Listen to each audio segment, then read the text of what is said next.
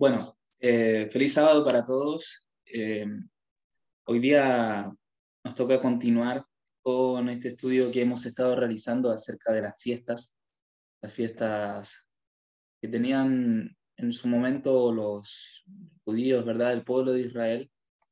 Tiene mucho que ver con lo que nosotros estamos viviendo hoy en día y hay muchos símbolos que están detrás de estas fiestas y que encontraron su cumplimiento, y hay otros símbolos que aún falta que se cumplan. Por eso es muy importante tener en cuenta que, debemos estudiar estos temas, debemos justamente concentrarnos en entender de que toda la palabra de Dios tiene un porqué, cada parte de ella tiene una explicación y que tiene una aplicación para nuestra vida como cristianos. Que vamos a, eh, vamos a comenzar haciendo una oración para que esto pueda ser dirigido por Dios y por su Espíritu Santo. Así que yo los invito a que puedan llenar sus rostros para orar. Padre bendito que estás en el cielo, santificado sea tu nombre, Señor. Padre, estamos delante de tu presencia, invocando tu Santo Espíritu en el nombre de Jesús. Necesitamos, Señor, tener ese discernimiento de lo alto, porque por nuestra propia fuerza y nuestra propia capacidad nada podemos hacer. Solamente tú eres el que puede mantenernos firmes, solamente tú eres el que puedes entregarnos la perfecta justicia. Solamente tú puedes darnos, Señor, el entendimiento de tu palabra. Por eso nos acercamos al lugar más santo que existe en el universo entero, para implorarte que nos acompañes en esta reunión y que tus santos ángeles también nos puedan acompañar defendiéndonos de los ataques del enemigo, Señor. Por favor, soluciona cualquier tipo de complicación que pueda llegar a tener alguno de nuestros hermanos para poder llegar a presenciar esta reunión, porque sabemos que Satanás no quiere que nosotros nos instruyamos, que nosotros leamos tu palabra, porque en tu palabra está la verdad y las palabras que tú nos has entregado son espíritu y son vida, Señor. Ayúdanos y ayuda a aquellas personas que les está costando conectarse. Todo esto te lo agradecemos y te lo pedimos confiando en los méritos de Jesús, nuestro único Salvador. Amén. Muy bien.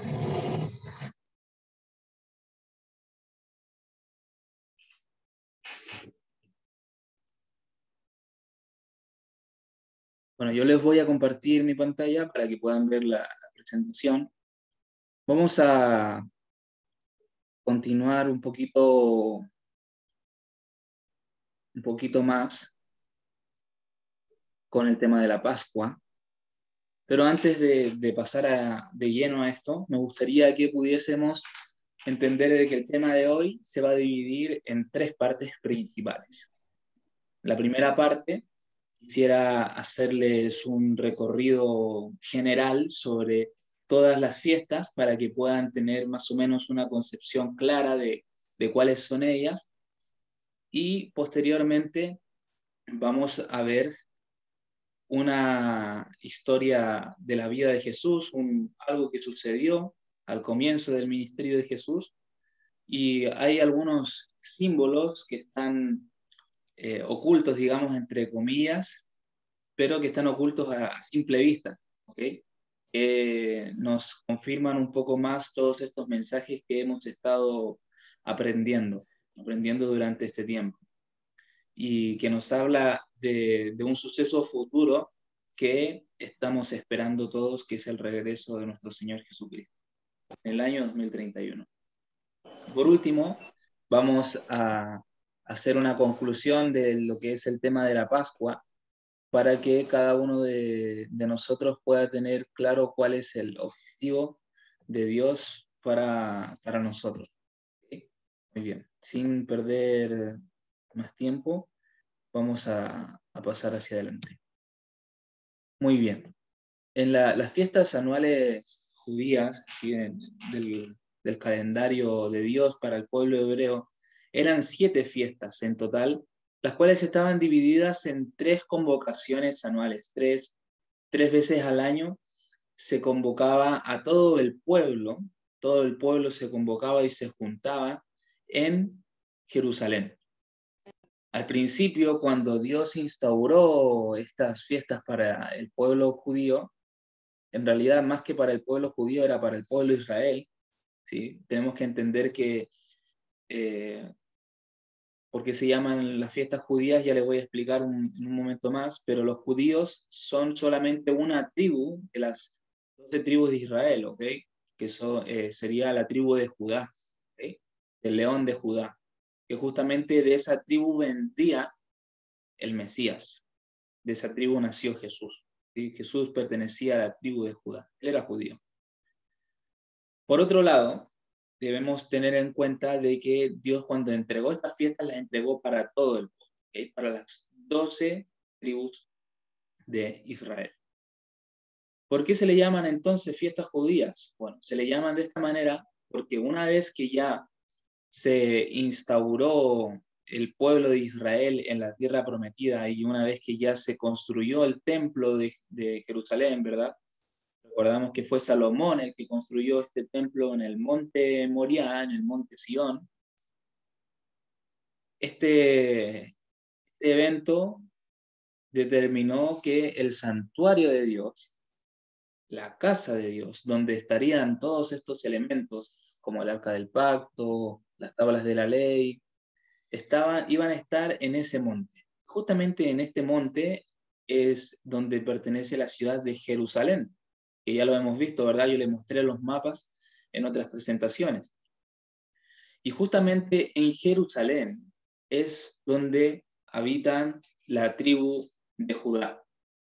La tribu de Judá pertenece justamente a esa ciudad, ese territorio pertenece a la tribu de Judá, y por eso que se le llaman fiestas judías, porque 3 veces al año se convocaba a todo el pueblo de todos los lugares de Israel, porque Israel es muy grande, ¿verdad? En el tiempo bíblico, y venían desde diferentes lugares, desde la costa, venían desde las montañas, desde los valles, de todas las ciudades, de todas las tribus venían y se congregaban aquí en Jerusalén para poder participar de estas fiestas que se le llaman fiestas judías porque se celebraban justamente en el territorio de la tribu de Judá. Pero no quiere decir que sean solamente fiestas para los judíos, sino que es por eso que se le da ese nombre. Muy bien, comenzamos con la Pascua, que se celebra el 14 de Aviv. Luego, esto sería el primer mes, que bueno, después yo se los voy a mostrar en lo que sería el calendario. A ver, tengo aquí el calendario. Muy bien. Comenzamos con la Pascua. El día 10, según el relato bíblico, se separaba el cordero.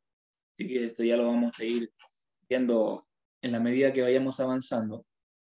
Y el día 14 se asesinaba el cordero, ¿okay? Se sacrificaba el cordero, se cocinaba entero, sin separar sus huesos, y a la vez, al cocinarlo entero, se comía todo el cordero, y se comía con hierbas amargas. Luego, el día 15, al siguiente día del primer mes, del mes de Aviv, que ya les enseñé la semana pasada cómo es que se determinaba el comienzo de los meses, el comienzo del año, en base a la cosecha de la cebada y la luna nueva, ¿verdad? Luego desde el 15 se contaban 7 días, o sea, desde el 15 hasta el 21 sería la fiesta de los panes sin levadura.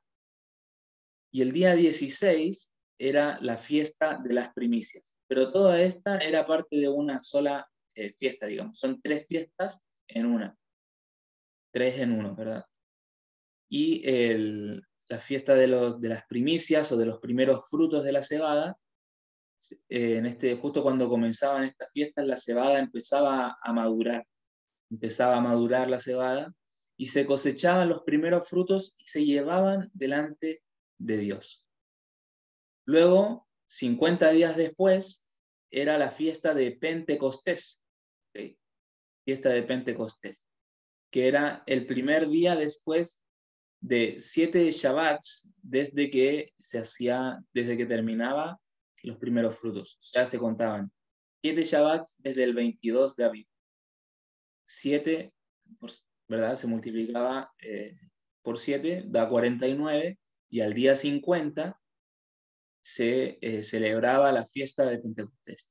Aquí en este mes también todo el pueblo tenía que volver a Jerusalén, de todas las tribus tenían que volver y reunirse en Jerusalén. Luego tenemos la fiesta en el mes de Tishri, tenemos las últimas 3 fiestas. Primero de Tishri es la fiesta de las trompetas. Luego de 10 días tenemos el día de la expiación, ¿sí? Que sería Yom Kippur, y justamente a partir del 15 al 22 tenemos la fiesta de Sukkot o fiesta de tabernáculos. Y lo que yo quiero empezar a mostrarles es el paralelismo que hay entre el mes de Aviv, que sería la Pascua, y el mes de Tishri, que justamente son los mismos días, el 10, y a partir del 15 empezaba estos 8 días, y aquí también estos 8 días. Bueno, todo esto lo vamos a ir viendo en el transcurso de este estudio. Muy bien. En el libro Patriarcas y Profetas, escrito por Ellen White, ella explica un poco este proceso, ¿ok? Y nos habla de lo siguiente. Luego de la Pascua, pasaban 7 días y era la fiesta de los panes ácimos o panes sin levadura. El primero y el último eran días de santa convocación, durante los cuales no debía hacerse trabajo servil alguno. El segundo día de la fiesta se presentaban a Dios las primicias de la cosecha del año. La cebada era el primer cereal que se cosechaba en Palestina, y al principio de la fiesta empezaba a madurar. El sacerdote agitaba una gavilla de este cereal ante el altar de Dios en reconocimiento de que todo era suyo. No se debía recoger la cosecha antes que se cumpliera ese rito. Por lo tanto, los primeros frutos de la cebada se presentaban delante de Dios, reconociendo que Él era el dueño de toda esa cosecha y de todo, ¿verdad? Todo en general, que todo le pertenecía a Dios. Era una señal de humildad. Claro, esto lo encontramos nosotros en el capítulo 23 de Levítico. Cuando nosotros analizamos esto también en el ámbito espiritual, debemos tener en cuenta de que en nuestra vida también esto debiese ser así. Lo primero siempre, y lo primero de todo lo que nosotros poseemos, siempre debemos entregar a Dios. Y aquí dice que no se debía recoger la cosecha, o sea, el resto de la cosecha de la cebada no se debía recoger antes de presentar primero a Dios los primeros frutos. Esto también se cumplió cuando Jesús muere en la cruz. ¿Sí? Cuando Jesús muere en la cruz, y Él es el Cordero, ¿verdad? Cordero de Dios que quita el pecado del mundo. Luego, ¿qué sucede? Que en el día 15 empieza la fiesta de los panes sin levadura, ¿verdad? La levadura es una representación del pecado, ¿sí? Entonces, cuando nosotros hablamos de justo el día 15, el día en que Jesús estuvo en la tumba, hubo comenzado la fiesta de los panes sin levadura, nos da una representación también de que el pueblo estaba limpio de pecado gracias al Cordero que había muerto. ¿Okay? Gracias a la sangre del Cordero fue que nosotros pudimos acceder a la vida y mantenernos libres de pecado. Cuando nosotros entendemos esto, entendemos que luego, en el día 16, como aparece aquí en el calendario, ¿verdad?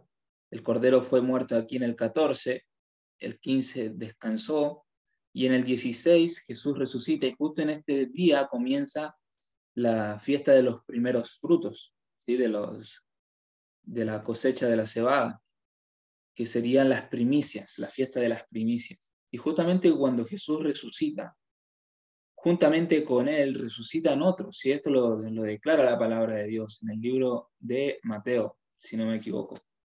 Yo se los presenté hace unas semanas atrás, que cuando Jesús resucitó, junto con él también hubieron otros que resucitaron, ¿sí? Unos muertos que resucitaron.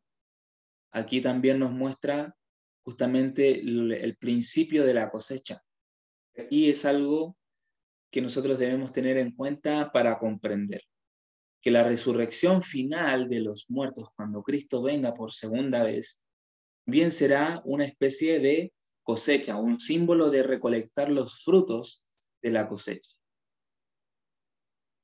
Y esto quiero que se queden con eso, de recolección de frutos en el día cuando Cristo venga. ¿Sí? Nosotros somos los frutos. Y lo vamos a ver llegando al final de esta conferencia. Cuando Jesús resucita, se resucitan estas primicias, estos primeros frutos. Y él, bueno, se van juntamente con él. ¿Qué pasa? Que 50 días después de esto, después de la ofrenda de las primicias, venía la fiesta de Pentecostés, también llamada fiesta de la mies o de las semanas, como expresión de gratitud por el cereal que servía de alimento. Se ofrecían al Señor 2 panes cocidos con levadura. La fiesta duraba solo un día, que se dedicaba al culto. Tanto aquí tenemos la fiesta de tan solo un día, ¿okay? Solo un día de fiesta, 50 días después. Levítico 25 se nos habla del número 50. El número 50 en la palabra de Dios tiene que ver con el jubileo, ¿sí? Jubileo viene de júbilo, de alegría.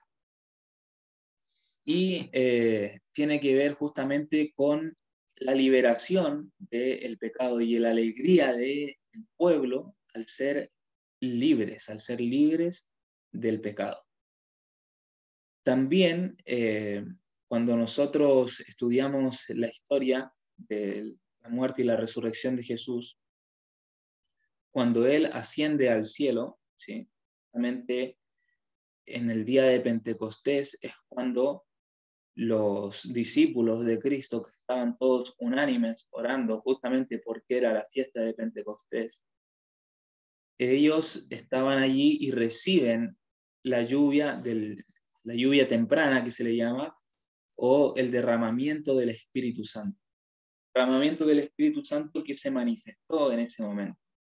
En cierta forma también a modo de alimento espiritual. ¿Okay? Y ellos, en gratitud por ese alimento espiritual, también comparten con otros este alimento y empiezan a predicar. El Espíritu Santo les da la capacidad de hablar en otras lenguas. ¿Qué quiere decir esto? Que ellos hablaron en otros idiomas. ¿Sí? ¿Por qué? Porque justamente en aquel momento, que era día de la fiesta de Pentecostés, como era de convocación de todo el pueblo, todos se juntaban allí en el pueblo en la ciudad de Jerusalén. Por lo tanto, había gente de todos lados, de todas las diferentes naciones que asistían a estas fiestas, que creían en el Dios de Israel y tenían diferentes vocablos, diferentes formas de hablar, diferentes lenguas. Todos hablaban en sí hebreo, pero muchos venían descendientes de otros pueblos que tenían otras lenguas. Esto nosotros lo encontramos en el libro de Hechos de los Apóstoles, en el capítulo 2 y 3 en adelante. Cuando Dios les da a través del Espíritu Santo la capacidad de hablar en otras lenguas, no quiere decir que ellos empezaron a hablar cualquier cosa que nadie los entendía, sino que justamente estaban hablando y predicando el mensaje de Dios de la muerte y resurrección de Cristo en el año 31 y cumpliendo la Pascua. Ellos predicaban este mensaje, que Cristo era la Pascua, ¿verdad? Que en él se cumplió. y lo estaban predicando en el idioma nativo de todos aquellos que estaban allí, cada uno hablando en diferentes idiomas, diferentes lenguajes. Y es por eso que ellos se sorprendían y decían, ¿cómo es que este viene a hablarme en el idioma de mis padres, en el idioma de mi tierra, mi idioma nativo? Y ellos se sorprendían y se maravillaban y glorificaban a Dios. Y esto les sirvió por señal de que ellos fueron enviados por Dios. Dios les dio la capacidad de hablar y expresarse en otros idiomas, pero conforme al Espíritu Santo se los daba.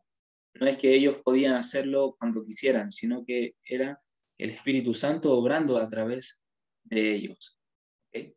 Por eso hay que diferenciar el tema del hablar en lenguas que se ven muchas denominaciones pseudo cristianas que empiezan a hacer para allá, más y decir un montón de palabras que nadie entiende y que no tienen ningún beneficio para nadie de los que están allí, ¿verdad?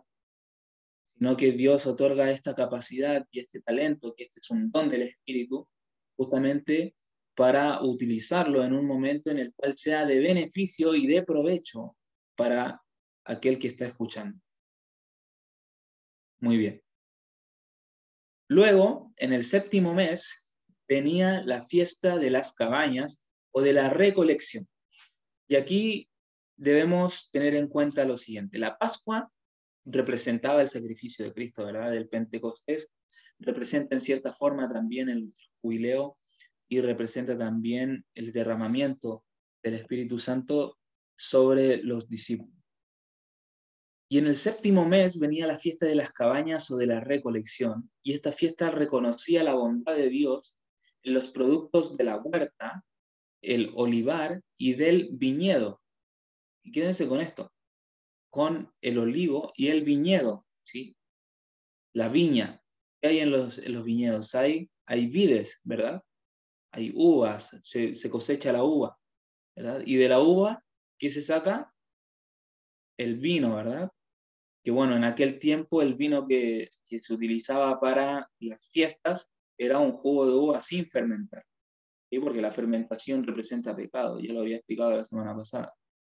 Esta fiesta reconocía la bondad de Dios, los productos de la huerta, el olivar y el viñedo, y así se completaba la serie de reuniones festivas del año. La tierra había dado su abundancia. La cosecha había sido recogida en los graneros. Los frutos, el aceite y el vino habían sido almacenados y las primicias se habían puesto en reserva. Y ahora acudía el pueblo de Dios con los tributos de agradecimiento al Dios que lo había bendecido.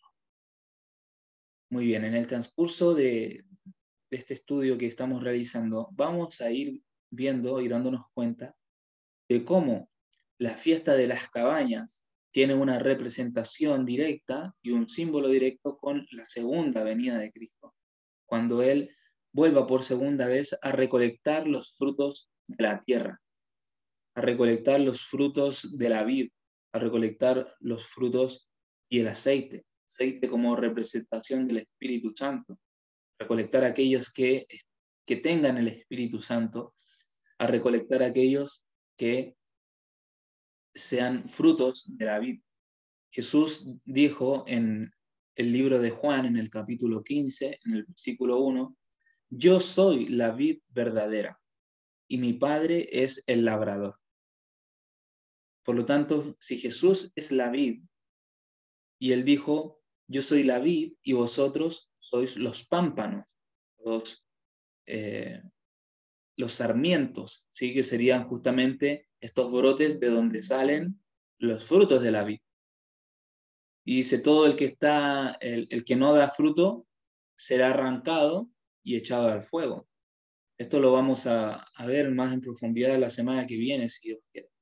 Pero aquí nosotros vemos justamente que el fruto de la vid somos nosotros si permanecemos en Cristo. Por lo tanto, permanecer en Cristo nos va a dar la garantía de ser cosechados cuando Cristo vuelva por segunda vez. Muy bien, eso para terminar la primera parte. Bueno, ¿en qué fecha se cosecha el fruto de la vid?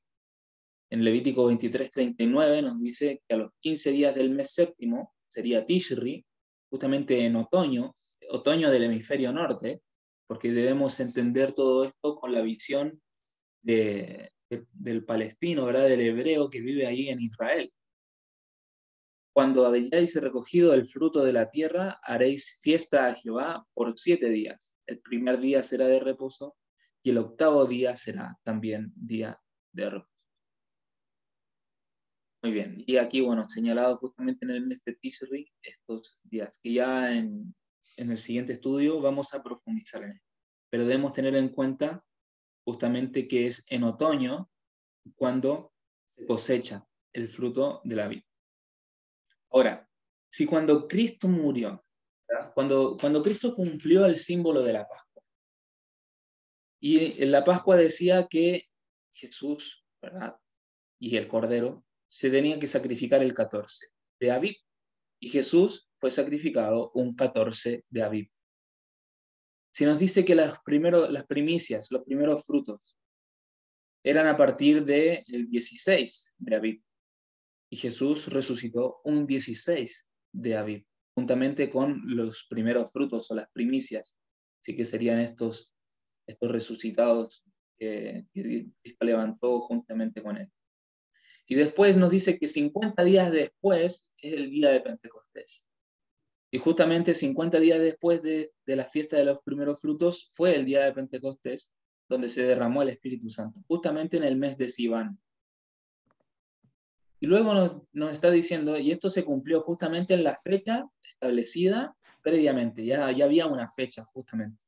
Ahora, no podemos saber el día y la hora, porque justamente el día y la hora se determina por la luna nueva y los campos de cebada, no cualquier campo de cebada, sino los campos de cebada de Jerusalén. ¿Okay? Por lo tanto, si esto se cumplió, ¿verdad? Justamente en la fecha establecida, en la época del año, ¿sí? Cristo murió en primavera del hemisferio norte. Luego nos dice que en Tishri tenemos la fiesta de las cabañas, de la recolección de los frutos, y esto nos está representando la segunda venida de Cristo. ¿Ustedes creen que Cristo va a venir, no sé, en invierno o en verano? Y aquí nos está hablando que justamente es en otoño, donde falta la última fiesta que aún no se ha cumplido del todo, falta que se cumpla justamente la fiesta de los tabernáculos. Es muy interesante para reflexionar porque, y esto es muy importante para entender por qué nosotros decimos Maranata 2031, por qué nosotros creemos que Cristo viene en el otoño del 2031. Yo no te puedo decir va a venir tal el 12 de octubre a las 10 de la mañana, porque sería un mentiroso y estaría contradiciendo a la Biblia. Porque justamente nadie puede saber el día y la hora, porque nadie puede saber exactamente el día primero del mes de Tishri hasta que llegue el día primero del mes de Tishri, hasta que aparezca la luna nueva y ahí recién podemos decir, aquí es cuando comienza el mes de Tishri, por lo tanto, en 15 días más comienza la fiesta de las cabañas. Pero hasta que ese día no llegue, nadie puede decir a tal día y a tal hora. Pero sí podemos darnos cuenta, gracias a los símbolos que Dios nos dejó en su palabra, para nosotros, para que podamos comprender la profecía, que Cristo viene en la estación del año de otoño del hemisferio norte del 2031. Esto es muy importante. Bueno, pasando por esto, ahora vamos a pasar a la segunda sección. Recuerden que les dije que este estudio se dividiría en 3. Ya pasamos la primera sección, retomaremos algunos de esos puntos en los siguientes estudios. Ahora quiero que podamos comprender lo siguiente. Y esto tengámoslo siempre presente, este versículo, 2 de Pedro, capítulo 3, versículo 8, que nos dice: Mas, oh amados, no ignoréis esto, que para con el Señor un día es como 1000 años y 1000 años es como un día. Esto está en la Reina Valera de 1960. Y a mí me llamó la atención y buscar en otras versiones, sí, hay muchas otras versiones de la Biblia, sí, diferentes traducciones que concuerdan justamente en lo que voy a leer a continuación. Esta es de la Nueva Traducción Viviente y nos dice así: sin embargo, queridos amigos, hay algo que no deben olvidar. Y esto es clave, porque la palabra ignoréis que se utiliza acá tiene que ver no con enseñar algo nuevo, sino con recordarles algo que ellos ya sabían. Y como les he dicho otras veces, los judíos saben que la etapa de pecado en la tierra serán 6.000 años, y cuando se cumplen los 6.000 años, comienzan los 1.000 años, para ellos son 1.000 años de paz acá en la tierra, ¿sí? Ellos están un poco perdidos en ese sentido, no comprenden la profecía, que no aceptaron a Jesús en su primera venida como el cumplimiento de la Pascua. Pero nosotros que sí conocemos y aceptamos esas verdades, podemos darnos cuenta de que cuando se cumplan los 6.000 años, Cristo va a volver por segunda vez y nos llevará con Él, para vivir con Él por 1.000 años en el cielo. Y esto es muy importante, mis hermanos, porque aquí nos dice, hay algo que no deben olvidar, no nos olvidemos de esto, que para con el Señor un día es como 1.000 años y 1.000 años son como un día.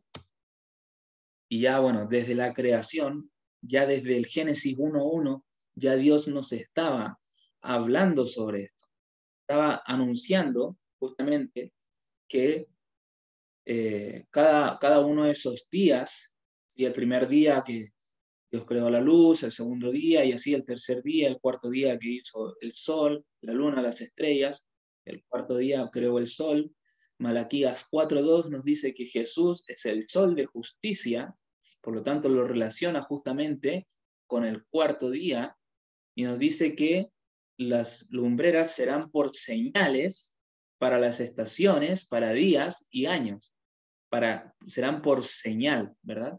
Y nosotros podemos estudiar justamente que la cruz de Cristo también es una señal, que la sangre os será por señal. La Biblia nos habló del sábado como señal. Todos estos diferentes eventos que son señales, ¿sí? Nos están hablando justamente del cumplimiento del cuarto día, donde aparecería el sol de justicia. Justamente el cuarto milenio, cuando Cristo murió, se cumple esto. Y si vamos avanzando, llegamos al sexto día, donde Dios crea al hombre y la mujer, ¿verdad? ¿Y qué creen ustedes que hicieron Adán y Eva esa noche? Ya sería en la tarde del sexto día, cuando se pone el sol, comienza el sábado. ¿Qué creen ustedes que hicieron Adán y Eva en el sábado? Se conocieron, ¿verdad? El hombre, Dios dijo, no es bueno que el hombre esté solo, y le dio una compañera, ¿verdad? Y en esa noche ellos se conocieron en el contexto bíblico. En el contexto bíblico, conocerse es tener intimidad, porque Dios los casó y creó el matrimonio justamente para eso, para el goce del hombre y de la mujer, siempre manteniendo a Cristo en medio de ellos. Por lo tanto, tenemos que el sábado ellos tienen este jubileo, justamente en el séptimo día, el séptimo milenio, ¿sí? Donde nosotros también tendremos ese jubileo, y nosotros, como iglesia de Dios, que somos la mujer, según el símbolo bíblico, y Cristo, que es el marido, como lo dice en Efesios 5.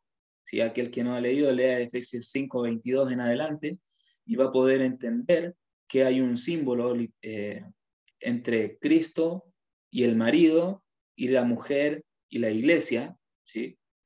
La iglesia es la mujer de Cristo, y cuando Cristo venga por segunda vez y nos lleve con él, serán las bodas del Cordero. Y ahí habrá un jubileo.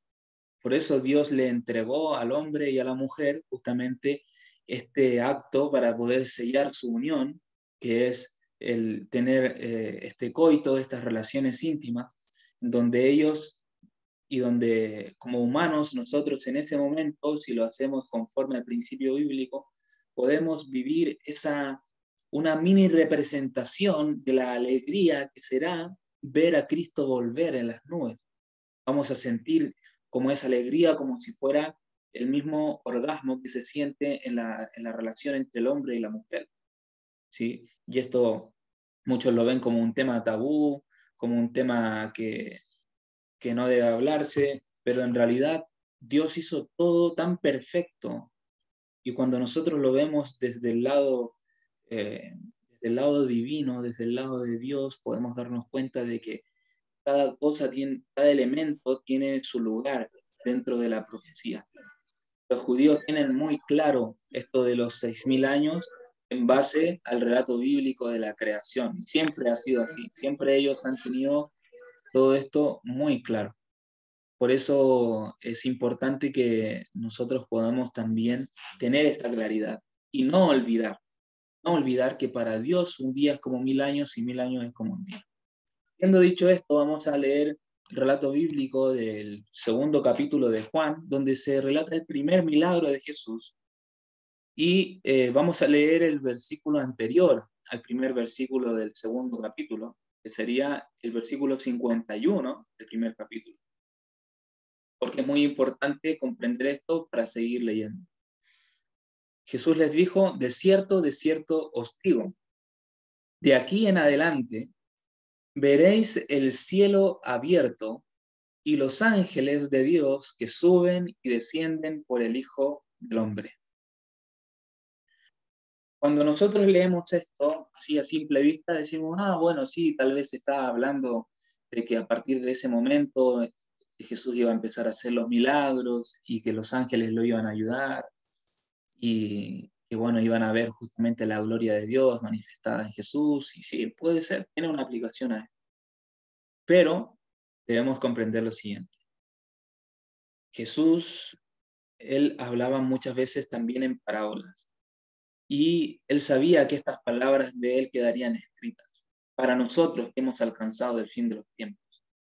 Y nosotros debemos comprender esto de que Jesús, la palabra de Dios es una palabra viva, o sea, yo la pude haber leído hace 1.000 años y la encontré en una aplicación y la leo hoy de nuevo y puedo encontrarle una aplicación también para el tiempo presente, porque la palabra de Dios es una palabra viva, no una palabra muerta.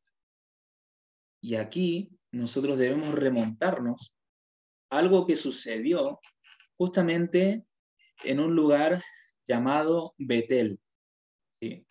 En Betel, que antes no se llamaba así, hubo un hombre de Dios llamado Jacob Israel, el padre de las 12 tribus de Israel. ¿Okay?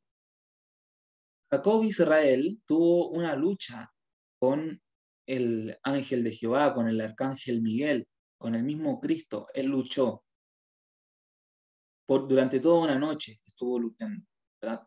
En un lugar. Pero previamente a eso, posteriormente a todo este evento, nosotros podemos encontrar otro evento que también vivió Jacob. Jacob fue un hombre de Dios totalmente, por algo fue escogido para poder ser el padre del pueblo de Israel. En Jacob nosotros vemos un evento donde él tiene un sueño. Así es, él tiene un sueño en donde ve una escalera que une el cielo con la tierra. Y sobre esta escalera subían y descendían los ángeles. Y en ese momento él despierta y dice, wow, cosa terrible es este lugar. No es otra cosa que casa de Dios y puerta del cielo. Por eso llamó ese nombre Betel, que quiere decir casa de Dios. Y la escalera y ese sueño que él tuvo tiene una representación, tiene un símbolo. Esa escalera representa a Cristo. Representa a Cristo uniendo el cielo con la tierra, uniendo la tierra con el cielo, uniendo al hombre con Dios, reconciliándolos, construyendo un puente hacia el cielo para que nosotros podamos acceder al trono de la gracia. Y esto se concretó específicamente cuando Cristo murió en la cruz. Cuando Cristo murió en la cruz es que nosotros pudimos ser libres de nuestra culpa, porque nuestra culpa fue depositada sobre Jesús. Y al ser libres de nuestra culpa, obtenemos acceso al trono de la gracia gracias a lo que hizo Jesús por nosotros. Y ahora tenemos un mediador. Solamente hay un mediador entre Dios y los hombres, nos dice en el libro de Hebreos el apóstol Pablo. Y ese mediador es Jesús. Es esa escalera. Y es justamente a esto es lo que se refiere Jesús cuando nos dice que veréis el cielo abierto y los ángeles de Dios que suben y descienden sobre el Hijo del Hombre.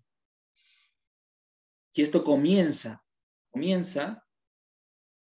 juntamente, obviamente, con la venida de Cristo. Él estando acá, Él reconcilia al mundo con Dios. Pero cuando esto se cumple específicamente, cuando Él entrega su vida por nosotros, vuelve a tomar y vuelve al cielo y está en el lugar santísimo intercediendo por nosotros a través de sus propios méritos, de su sangre derramada por nosotros. Muy bien, esto es importante entenderlo porque ahora en el versículo 1 nos dice, después de que Jesús dijo esto, nos dice, al tercer día se hicieron unas bodas en Caná de Galilea y estaba allí la madre de Jesús. Muy bien. Al tercer día. ¿Por qué no fue al cuarto o al quinto? O al primer día o a los 14 días. ¿Por qué el tercer día? Y a partir de ahora nosotros tenemos que tener en cuenta lo siguiente. Cada vez que el Señor nos hable a través de números en la palabra de Dios tiene un significado. Toda la palabra de Dios tiene un significado. No podemos decir, no, es que eso está sacando conclusiones y tratando de calzar todo. Pero no es así, mis hermanos. Cada palabra, cada jota y cada tilde de la palabra de Dios tiene un mensaje para nosotros. La palabra de Dios es viva y es profunda. Y nos dice que al tercer día, después de que los ángeles asciendan y desciendan sobre el Hijo del Hombre, después de que este evento sucediera, después de la muerte de Jesús, nos está llevando al tercer día. ¿Qué nos decía 2 de Pedro 3:8? No olviden esto. ¿Qué cosa? Que para el Señor un día es como 1000 años y 1000 años es como un día. Por lo tanto, al tercer milenio se hicieron unas bodas. ¿Qué sucederá cuando Cristo vuelva por segunda vez? Y lo vamos a leer después de leer este relato. Como en Apocalipsis nos habla justamente sobre las bodas del Cordero. Que serán justamente cuando Cristo vuelva por segunda vez. Por lo tanto, la declaración que está haciendo aquí en el versículo 51, de que de aquí en adelante veréis el cielo abierto y los ángeles de Dios que suben y descienden sobre el Hijo del Hombre, sobre Jesús, como esa escalera que unió el cielo con la tierra cuando murió en la cruz, y al tercer día después de eso se hicieron unas bodas en Caná, está diciendo el relato bíblico. Nos está también dando un símbolo de que en el tercer milenio se celebrarán estas bodas del Cordero. Y lo podemos confirmar más aún, si seguimos leyendo. Versículo 2 nos dice, y fueron también invitados a las bodas Jesús y sus discípulos. Y faltando el vino, la madre de Jesús le dijo, no tienen vino. Y Jesús le dijo, ¿qué tienes conmigo, mujer? Aún no ha venido mi hora. ¿Por qué él dijo esto? Muchos intérpretes de la palabra de Dios dicen que le dijo esto porque aún no era la hora de empezar su ministerio, no era la hora de empezar a hacer milagros, pero en realidad Jesús lo dijo por algo, porque él sabía que el vino representa su sangre. Cuando leemos en el Antiguo Testamento, justamente este evento que aparece acá del hombre pintando con el hisopo, pintando el dintel y los postes, podemos ver de que esa sangre y el significado de la palabra sangre en hebreo, también por eufemismo, es vino, jugo de uva sin fermentar. Qué interesante, ¿verdad? Faltó el vino, la madre de Jesús le dijo, no hay vino. Jesús le responde, aún no ha venido mi hora. Él sabía que no era la hora de que él diera su sangre todavía.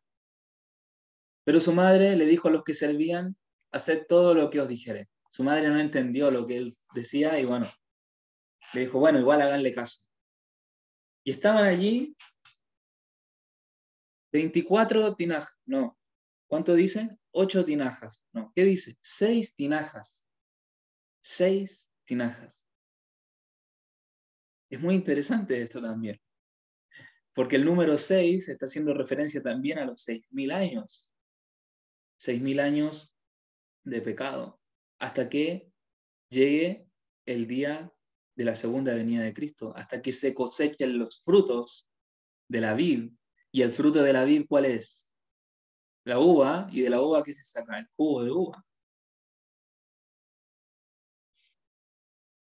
Aún no ha venido mi hora, dijo Jesús. Habían allí 6 tinajas de piedra para agua, conforme al rito de la purificación de los judíos, y en cada una de las cuales cabían 2 o 3 cántaros. Y Jesús les dijo, llenad esas tinajas de agua, y las llenaron hasta arriba. Y aquí tenemos otro símbolo, porque habían 6 tinajas. Si nosotros vamos haciendo este paralelismo entre los 6.000 años, tinajas estaban vacías. Jesús les dijo, llenadlas de agua. Por lo tanto, quedaron completas. Por lo tanto, hubo un momento en el cual se terminaron esos 6.000 años. Se completaron esos 6.000 años. Se completaron esas 6 tinajas. ¿Y qué sucede cuando se completan las 6 tinajas? Cuando llega el fin de estas 6 tinajas que representan los 6.000 años. Entonces les dijo, sacad ahora y llevadlo al maestresala. Y se lo llevaron. Y cuando el maestresala probó el agua hecha vino, y aquí es muy interesante también porque del costado de Jesús, ¿qué salió? Sangre y agua. Sangre y agua. Y aquí nos dice el agua hecha vino. Sin saber él de dónde era, aunque lo sabían los sirvientes que habían sacado el agua, llamó al esposo y le dijo, todo hombre sirve primero el buen vino, y cuando ya han bebido mucho, entonces sirve el inferior. Mas tú has reservado el buen vino hasta ahora. El esposo reservó el mejor vino hasta el final. Claro que en la historia bíblica el esposo no tenía idea, pero el verdadero esposo, el cual es Cristo, guardó el mejor vino hasta el final y lo tiene en reserva. Sabemos que, por un lado, esto se cumplió cuando Él murió, cuando Él derrama su sangre por nosotros, pero aún no se manifiestan las bodas del Cordero. Y este principio de señales hizo Jesús en Caná de Galilea y manifestó su gloria, y sus discípulos creyeron en él. Es muy interesante que Caná, el significado de la palabra Caná, es rojizo. Y en Apocalipsis 19 nos habla del momento de la segunda venida de Cristo y nos dice lo siguiente. Y salió del trono una voz que decía, alabad a nuestro Dios todos sus siervos y los que le teméis, así pequeños como grandes.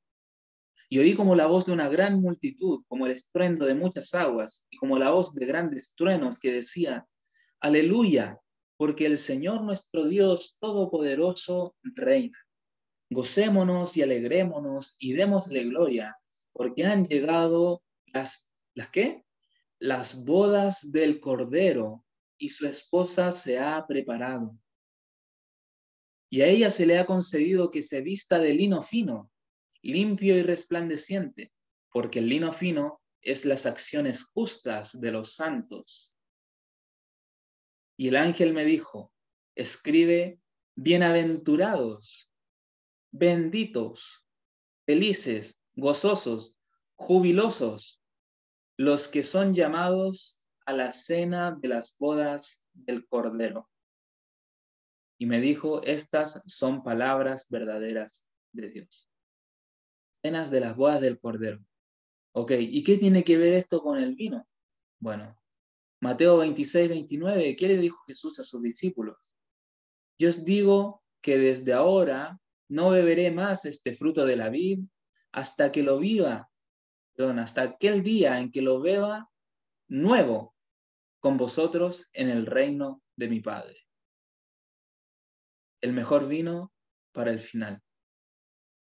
Qué bonita es la perfección bíblica cuando la estudiamos con la dirección del Espíritu Santo, ¿verdad? Qué hermoso es saber de que todo esto estaba revelado para aquellos que quieran oír la voz del Padre, que quieran hacer la voluntad de Dios. Jesús dijo, yo soy la vid verdadera y mi Padre es el labrador. Y si nosotros vemos la forma de una vid, es justamente como la forma de Jesús en la cruz. Y justamente los elementos de la vid tienen diferentes nombres para aquellos que son vitivinicultores o que trabajan en la siembra y en la cosecha de vides, conocen estos términos. Aquí, por ejemplo, tenemos la cabeza, justamente donde está la cabeza, ¿no? Tenemos el tronco, aquí está el tronco, tenemos el cordón y este se llama brazo. Es muy interesante que aquí está el brazo. Es como que fuera Cristo en la cruz. Jesús dijo, yo soy la vid y vosotros los sarmientos, los pámpanos. Y acá van saliendo estos sarmientos, estos pámpanos, salen desde el cuerpo de Cristo. La iglesia es el cuerpo de Cristo. Miembros son los sarmientos, son los que dan fruto. Pero todo aquel que no dé fruto será arrancado y echado al fuego. Por lo tanto, tenemos muchas confirmaciones en la Biblia acerca de esto. Y ahora vamos a pasar a la tercera sección del estudio del día de hoy. Sé que es un poco extenso, pero ya estamos por terminar, porque quiero que podamos llegar a una conclusión ya con el tema de la Pascua, ¿sí? Porque ya la siguiente semana tal vez nos vamos a referir un poco a la Pascua y a estas fiestas, pero ya hacer una conclusión en cuanto a lo que representa para nosotros hoy el sacrificio de Jesús en la cruz. En la Pascua sabemos que es una fiesta conmemorativa y a la vez simbólica. Conmemorativa porque recuerda la liberación del pueblo de Israel desde Egipto, pero a la vez también nos recuerda la más grande liberación que Cristo hizo por liberar a todo su pueblo de la servidumbre del pecado. Y bueno, justamente es esa señal, ¿verdad?, que está representada en la sangre de Cristo. 1 Corintios 5:7 nos dice, porque nuestra Pascua, que es Cristo, ya fue sacrificada por nosotros. Pero no bastaba solamente con la muerte del Cordero en aquel momento para el pueblo de Israel antes de salir de Egipto. No bastaba solamente con la muerte de aquel Cordero, sino que también había que rociar los postes con su sangre. Y de esa misma manera nosotros debemos rociar nuestra alma con la sangre de Cristo, con los méritos de la sangre de Cristo. Y obedecer para que podamos recibir esa señal, ¿sí?, esta señal y el sello divino. Obedecer sus mandamientos, obedecer a lo que Él nos pide que hagamos. Jesús no solo murió por el mundo, murió por cada uno individualmente, y es nuestro deber creer que Él murió por nosotros y es nuestro deber también el apropiarnos de los beneficios de aquella salvación ofrecida en el sacrificio expiatorio. Cuando se habla acerca del hisopo, ¿sí?, el hisopo que se utilizó para pintar aquí la puerta, ¿verdad? Este hisopo representa purificación, representa santificación. Cuando los leprosos llegaban, ¿verdad?, ante el sacerdote, ellos tenían que lavarse con hisopo. Y nosotros leemos el Salmo 51:7, nos dice, purifícame con hisopo. y seré limpio. Lávame y seré más blanco que la nieve. Esto nosotros debemos también tener en cuenta, de que el sacrificio de Cristo en la cruz bien nos purifica, si es que nosotros nos acogemos a Él y a lo que Él dice que hagamos. También debemos comprender que la carne debía comerse en la Pascua, ¿sí? La carne debía comerse completamente y eso también representa para nosotros hoy de que para ser perdonados de nuestros pecados no basta solamente con creer. Nosotros también debemos recibir constantemente de este alimento espiritual, de esta fuerza divina a través de su palabra. Nosotros leemos en Juan 6, en el versículo 53 en adelante, nos dice que Jesús les volvió a decir: les digo la verdad, a menos que coman la carne del Hijo del Hombre y beban su sangre, no podrán tener vida eterna en ustedes. Pero todo el que coma mi carne y beba mi sangre tendrá vida eterna, y yo lo resucitaré en el final. Y en el versículo 63 nos aclara lo que esto significa. Solo el Espíritu da vida eterna. Los esfuerzos humanos no logran nada. Las palabras que yo les he hablado son espíritu y son vida. La palabra de Dios es el espíritu y es la vida eterna. La palabra de Dios es ese pan que nosotros debemos comer, esa carne de la cual nosotros debemos alimentarnos diariamente para obtener esa fuerza divina con la cual hacer frente a toda dificultad.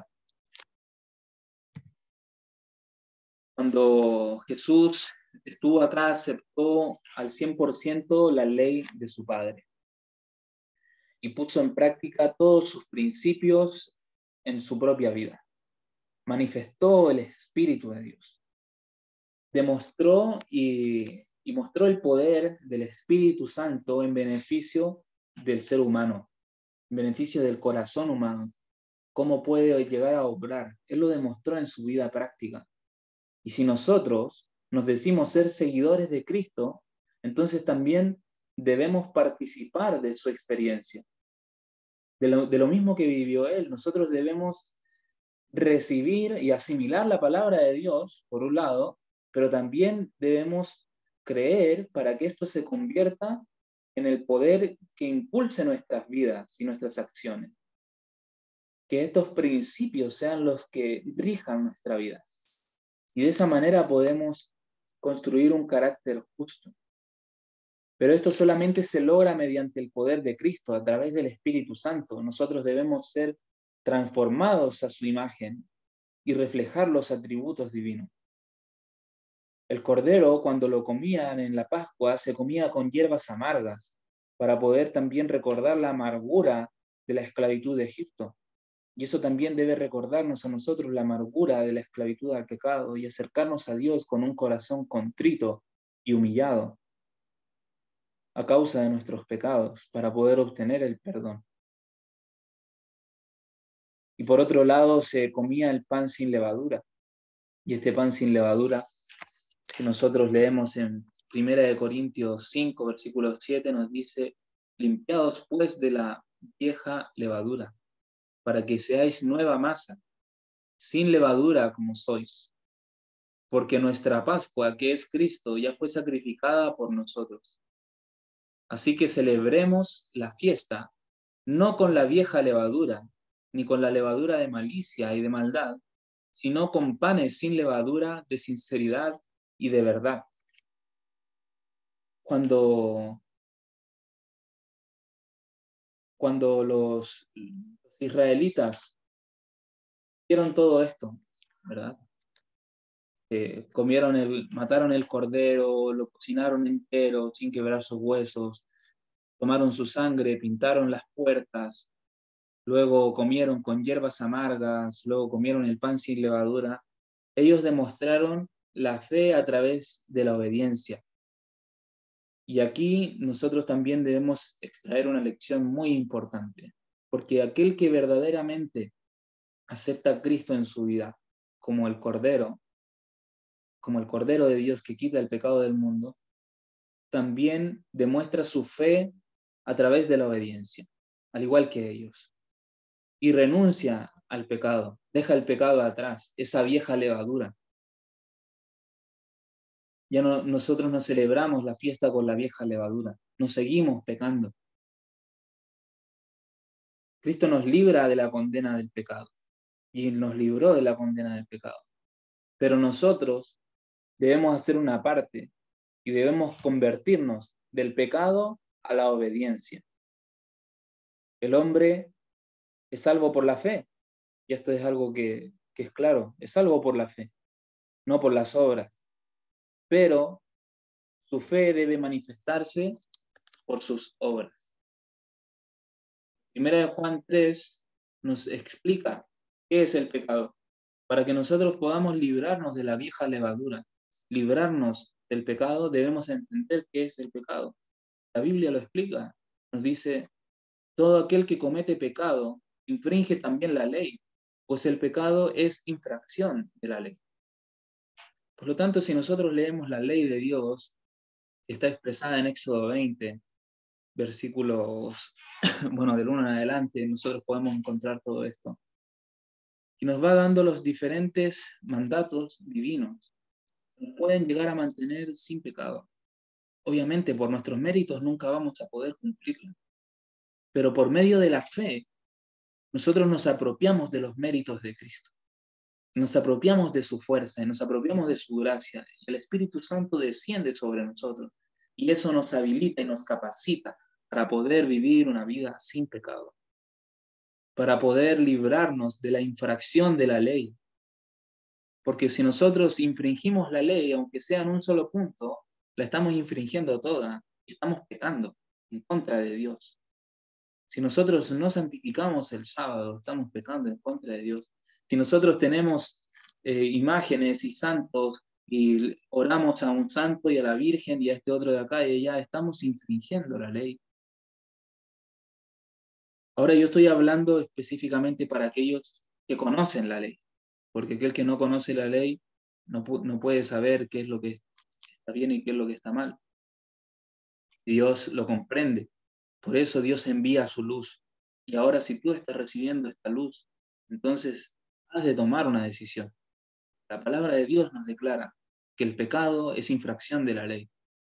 ¿Conoces la ley? Estúdiala. Está en Éxodo 20. Léela. Y mira la ley como un espejo. Y como un espejo te va a declarar cuáles son las partes en las cuales tú en tu vida estás fallando, para que puedas pedirle a Dios que te ayude a corregir esa parte en la cual estás fallando. Versículo 5 en adelante nos dice, sabéis que Él se manifestó para quitar nuestros pecados.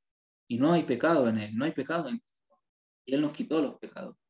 Pero todo aquel que permanece en Él no continúa pecando. Todo aquel que continúa pecando no le ha visto ni le ha conocido. Hijitos, nadie os engañe. El que practica la justicia es justo, como Él es justo. Y el que practica el pecado es del diablo, porque el diablo peca desde el principio. Para esto se manifestó el Hijo de Dios, para deshacer las obras del diablo. Y todo aquel que es nacido de Dios no practica el pecado, porque la simiente de Dios permanece en él y no puede pecar, porque es nacido de Dios. Verdaderamente creemos en Dios, creemos en Jesús, vamos a creer en sus palabras y vamos a creer de que el pecado nos aleja de Dios y el pecado es infracción de la ley. Por lo tanto, cualquier punto que nosotros estemos yendo en contra de esa ley de Dios, y cualquier persona que predique en contra de la ley de Dios es del diablo. Así es, hermanos. Por muy sincero y bueno que parezca. El Papa, por ejemplo, es el emisario de Satanás aquí en esta tierra, porque él predica todo lo contrario de lo que predicó Jesús. Predica todo lo contrario de lo que nos dice la palabra de Dios. Nos llama a santificar imágenes, nos llama a santificar a la Virgen, nos llama a santificar monjas, curas, santos, clérigos, nos llama a transgredir el santo día de Dios. Ahora la decisión es tuya, la decisión está en tus manos, pero la palabra de Dios es una sola. Y agradecemos al Señor por enviarnos a Jesús, porque sin Él y sin el Espíritu Santo nosotros no podríamos hacer el bien, no podríamos hacer buenas obras. Así que, bueno, para terminar, quiero leer un par de citas y ya terminamos. Solamente son 2 citas que quise poner aquí. Nos dice la primera: el que se coloque sin reservas bajo la dirección del Espíritu de Dios encontrará que su mente se expande y se desarrolle. Obtiene una educación en el servicio de Dios. No es unilateral ni deficiente. No desarrolla un carácter unilateral, sino uno que es simétrico y completo. Debilidades que se han manifestado en una voluntad vacilante y un carácter sin energía son vencidas, pues la consagración continua y la piedad colocan al hombre en una relación tan íntima con Cristo que tiene la mente de Cristo. Es uno con Cristo, al tener principios sanos y sólidos. Su percepción es clara y manifiesta. Percepción es clara y manifiesta esa sabiduría que procede de Dios. Dice Santiago: ¿quién es sabio y entendido entre vosotros? Muéstrelo por la buena conducta de sus obras en sabia mansedumbre. Santiago 3:13. La sabiduría que es de lo alto es primeramente pura, pues pacífica, amable, benigna, llena de misericordia y de buenos frutos, sin incertidumbre ni hipocresía. Y el fruto de justicia se siembra en paz para aquellos que hacen la paz. Santiago 3:17 y 18. Esta es la sabiduría manifestada por aquel que toma el cáliz de la salvación e implora en el nombre del Señor,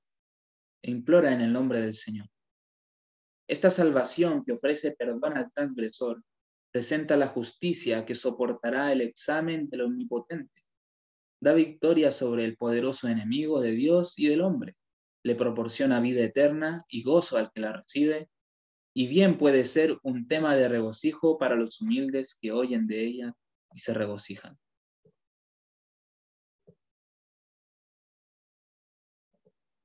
Esto debe quedarse grabado en nuestras mentes y corazones.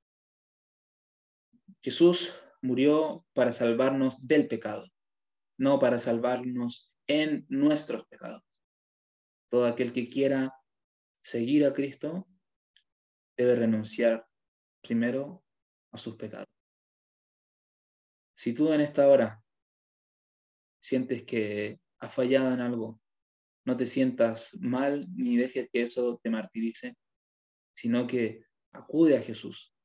Y quiero invitarte en este momento a hacer una oración para que puedas rendirte a Jesús, rendirle toda tu voluntad, rendirte completamente ante Él y que puedas entregarle tu vida para que Él pueda controlar a partir de ahora a través del Espíritu Santo y pueda ponerte esos impulsos santos para que puedas cumplir su voluntad y no la tuya. Si tú quieres verdaderamente hacer la voluntad de Dios, quieres verdaderamente encontrarte con Él en aquellas bodas del Cordero y probar del fruto de la vid nuevo, de ese mejor vino que será guardado hasta el final, entonces te invito a que te pongas de rodillas allí donde estás y que me acompañes en esta oración. Padre Santo que estás en el cielo, santificado sea tu gran nombre, Señor. Estamos delante de tu presencia en la sala de audiencia del lugar más santo que existe en el universo entero, Señor. Aunque no merecemos estar allí, lo hacemos gracias a los méritos de la sangre de Jesús vertida por nosotros. Y bajo ese mismo concepto nosotros nos humillamos delante de ti y queremos entregarte nuestras vidas, Señor. Tú conoces que queremos hacer tu voluntad. Tú conoces nuestro corazón, conoces nuestra sinceridad, sabes que muchas veces si hemos pecado lo hemos hecho tal vez por ignorancia, pero ahora ya no somos ignorantes, Señor. Ahora conocemos cuál es tu voluntad. Ahora conocemos qué es el pecado. Por favor, Señor, limpia nuestras vidas de todo pecado. Limpia nuestras casas, Señor, y danos la fortaleza y la fuerza para poder renunciar a nuestros preconceptos, Señor, para poder hacer tu voluntad en nuestras vidas, poder, Señor, purificar nuestro templo interior y también en nuestras casas, Señor.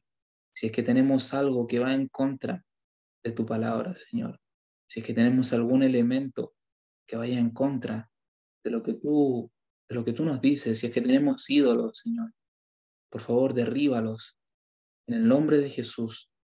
Que tu Santo Espíritu domine por completo nuestro ser, para que podamos ser dirigidos hacia ti en cada día, Señor, y en cada momento, y alcanzar esa santificación para la cual tú nos estás preparando, para que en el día final podamos resistir en pie el examen, Señor, la prueba final, para que en aquel día final nosotros podamos estar jubilosos y alegres, Señor, y no que seamos de aquel pueblo que va a estar lamentándose y llorando y crujiendo sus dientes.